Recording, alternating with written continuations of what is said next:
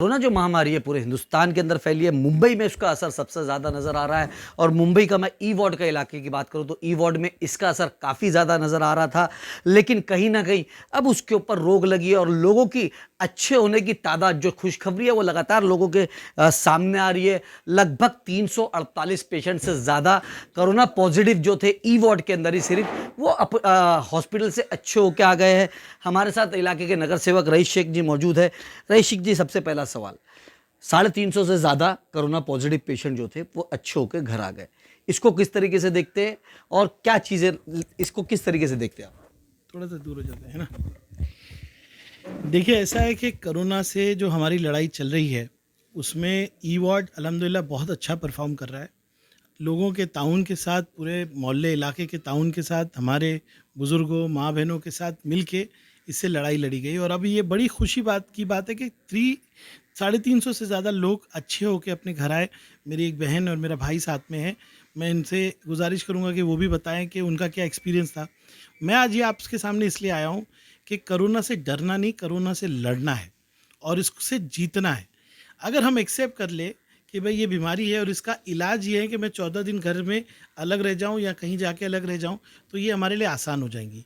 और मेरी गुजारिश है आप सबसे कि छोटी छोटी जो बीमारी है, जैसे सर्दी है, खांसी है, बुखार है, उसको इग्नोर मत करो, उस पर लापरवाही मत करो। बुज़ुर्ग घर में है, अगर उनकी डायबिटीज़ की दवा चल रही तो बराबर ध्यान रखो, उनको अलग रखो। ये छोटी छोटी चीज़ करने से हम सबकी जान बचा सकते हैं। कोरोना कोई बहुत ज़्यादा जानलेवा बीमारी नहीं है, ये आज बोलना चाहता हूँ। इतने सारे लोग 50% से ज़्यादा ठीक होके आ रहे हैं।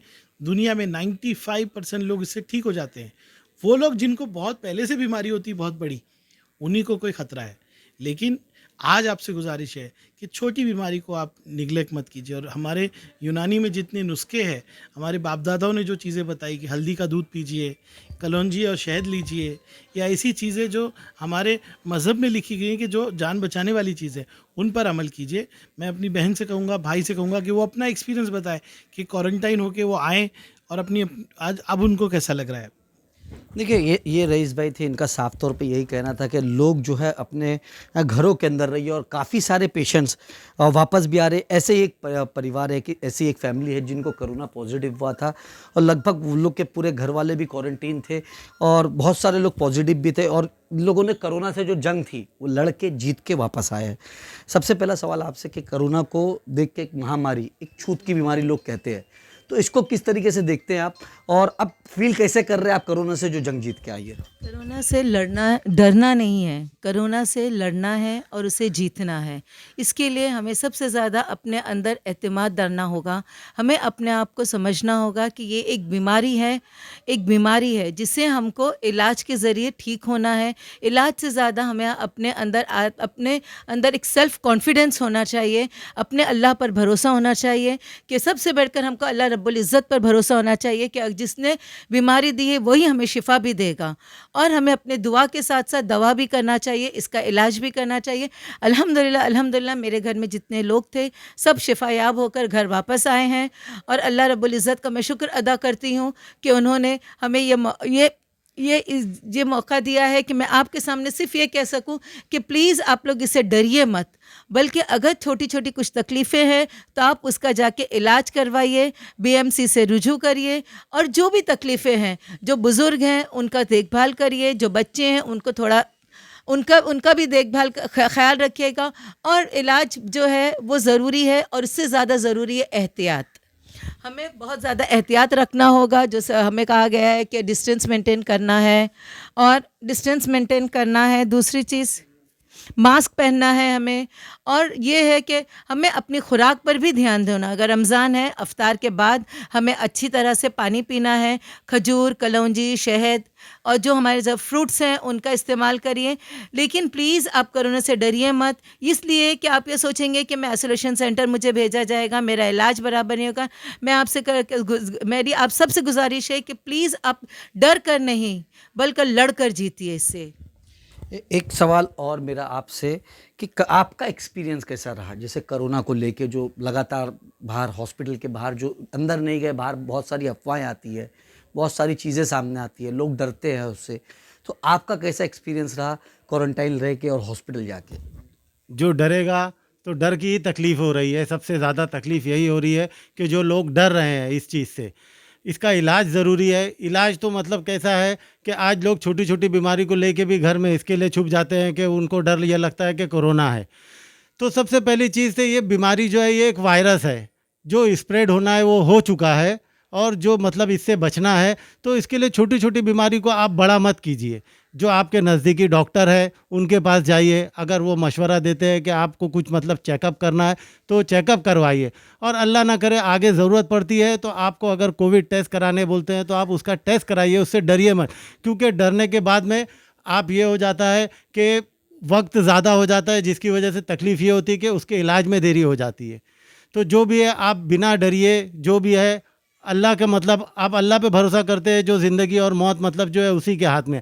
अगर आपका वक्त मुकर्रर किया हुआ है तो उससे कोई भाग नहीं सकता है, ये एक तय है। मगर इस चीज़ से इसके इलाज कराइए जो भी है, क्योंकि छोटी छोटी बीमारी जो हेल्थी पर्सन है ये तो ऐसे ही मतलब अल्हम्दुलिल्लाह अल्लाह का मतलब एहसान है कि बदन के अंदर अल्लाह ने वो ताकत दी है कि खुद ब खुद इससे लड़के हो जाते हैं। हमें ख़ास ध्यान रखना है हमारे बुज़ुर्गों का। देखो बुज़ुर्ग हमारे घर से बाहर नहीं निकल रहे हैं, मगर ये बीमारी उनको कहाँ से आ रही है? बिलाशुबा जो मतलब हमारे जो मतलब जवान बच्चे हैं जो भी बाहर निकलते, यही आके अपने घरों में मतलब बुज़ुर्ग को बीमारी दे रहे हैं। तो आप थोड़ा एहतियात रखिए, मास्क पहनिए। आप एहतियात रखोगे तो आपके घर वाले भी एहतियात रहेंगे, और ख़ास तौर से बुज़ुर्गों का ध्यान दीजिए। देखिए ये बीमारी का अगर आप रेशो देखोगे तो जिसको पुरानी डिजीज़ रही है, शुगर की है, सांस की तकलीफ़ है, उन लोगों को ज़्यादा तकलीफ़ दे रहा है। तो आप उन लोगों के लिए ज़्यादा एहतियात बरतिए कि उन लोगों को घर में महफूज रखिए, और वक्त से मतलब रहते उनकी डायबिटीज़ की दवा है, और जो भी सांस मतलब अगर तकलीफ़ है ना सांस लेने की है जो भी है ना, तो आप उसका डॉक्टर के पास जाके इलाज करवाइए। आप इलाज नहीं करवाएंगे तो वो तकलीफ़ बढ़ जाती है, और अल्लाह ना करे फिर मतलब काफ़ी देर हो जाती है जो भी है। तो इंशाल्लाह जब देखिए कि जो भी मतलब पेशेंट ई वार्ड का नाम इतना था तो उसमें से 350 के करीब जो पेशेंट रिटर्न आए हैं तो वो भी तो ठीक होके ही घर पर आए हैं, और अल्हम्दुलिल्लाह अल्लाह का एहसान है जब वो ठीक हुए हैं तो बाकी के लोग भी इंशाल्लाह घर आएंगे। मगर यही है कि वक्त रहते इलाज कराइए उस चीज़ का। रईस भाई आखिरी सवाल मेरा ये कि कोरोना को लेके जो ये महामारी चल रही है लगातार, प्रिकॉशन भी दिया जा रहा है, ई वार्ड की तैयारी भी पूरी है, 350 से ज़्यादा लोग वापस आ चुके हैं। आने वाले वक्त के अंदर लॉकडाउन 3 चालू है, कल नरेंद्र मोदी ने कह दिया लॉकडाउन 4 भी होगा। तो आने वाले वक्त के अंदर बीएमसी की क्या तैयारी है इसके बारे में? देखिए हम लोग तो अभी एक नया अस्पताल बिलासिस रोड पे बना रहे हैं हम लोग, और बाद में आप देखेंगे तो रिचर्ड चंद के अंदर 250 से ज़्यादा बेड जो है वो क्वारंटाइन बनाए गए, ओजोन सेंटर है, क्राइस्ट स्कूल बना रहे हैं। तैयारी तो हम बहुत कर रहे हैं, लेकिन मैं अल्लाह से दुआ करता हूँ कि ये सब चीज़ का इस्तेमाल कभी ना हो, क्योंकि अगर हम एहतियात कर लेंगे तो मुझे पूरी उम्मीद है कि इन चीज़ों का हमको इस्तेमाल नहीं करना होगा। अगर हम बाज़ार में भी जा रहे कोई चीज़ लेने के लिए तो हम डिस्टेंस रखें, अगर हम किसी से बात कर रहे हैं तो मास्क रखें और ग्लव्स पहने, यानी कि हम जितनी एहतियात करें, एहतियात अगर करेंगे तो एक भी हमको अस्पताल में जाने की ज़रूरत नहीं पड़ेगी, ये मेरा पूरा भरोसा है। सिर्फ एहतियात एहतियात एहतियात, उसके बाद अल्लाह की मर्ज़ी, अगर कुछ होता भी है तो बहुत बड़ी हमने तैयारी की है।